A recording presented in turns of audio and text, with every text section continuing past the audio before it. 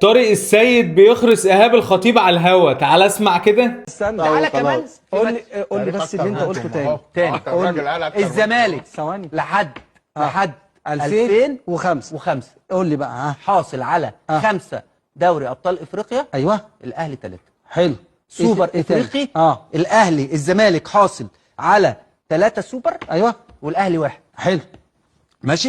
الزمالك كان في البطولات الافريقيه الخامس على مستوى العالم. حلو. الاهلي الثاني. يعني انت ما كنتش موجود اصلا. بالنسبه لي انا على مستوى البطولات القاريه كنت الخامس على العالم. انت متخيل؟ انت فاهم الكلام؟ وانت جيت خدت نادي القرن بالواسطه، والله العظيم انت ما كنتش تيجي جنبي اي حاجه. انا كنت البطل الحقيقي يا باشا.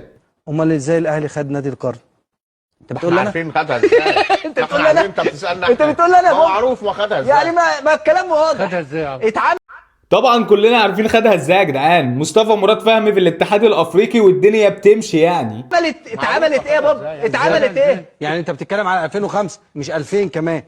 يعني اتعملت ايه بقى يا بابا عشان يتقلب الحال والاهلي ياخد بطل القرن والزمالك ما ياخدش؟ لغايه النهارده يا كابتن، لغايه النهارده ماشيه بنفس الاحصائيات ونفس القصه لغايه النهارده بنفس. انا هفهمكم اللي حصل. عيسى حياته كان عايز الكاميرون يبقى منتخب القرن، مع ان المفروض كان منتخب القرن منتخب مصر، فعمل الاحصائيات دي عشان يبقى الكاميرون منتخب القرن، ومصطفى مراد فهمي صدق عليها عشان الاهلي يبقى بطل القرن. الارقام ونفس المعدل.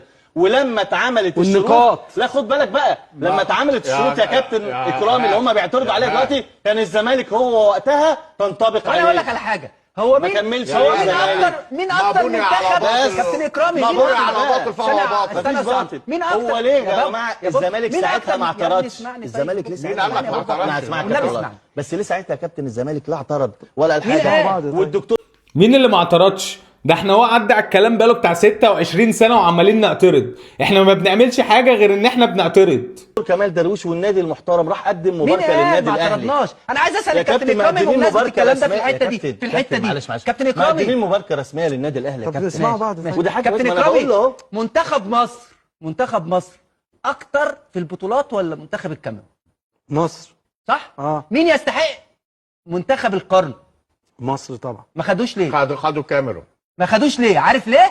خدوا الكاميرون عشان تظبيطه من عيسى حياته، ومصطفى مراد فهمي صدق عليها عشان النادي الاهلي، والدنيا مشيت والدنيا كانت جميله وكله بالوسايط والمحسوبيه. ما خدوش ليه؟ عارف ليه؟ عشان التمثيليه اللي حصلت. لا مش هي أرقام. انا بقول كده بوجهه نظري. دي وجهه نظري.